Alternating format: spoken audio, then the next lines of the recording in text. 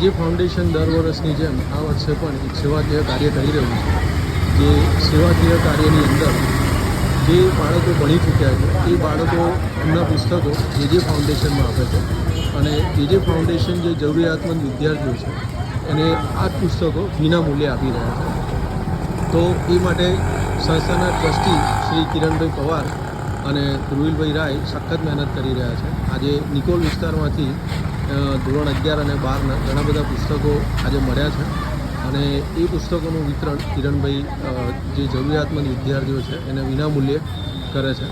આપ જોઈ રહ્યા છો કે કિરણભાઈ જે સંસ્થાના ટ્રસ્ટી છે એ ટ્રસ્ટી અવારનવાર વિચારે છે કે હું સમાજને અને સંસ્થાને અને આર્થિક રીતે જે પછાત છે એવા લોકોને કઈ રીતે મદદ કરી શકું અને એના માટે અવારનવાર પ્રયત્નો કરી અને એવી મહેનત કરે છે અને જરૂરિયાતમંદ સુધી એ સેવાનો લાભ પહોંચાડે છે।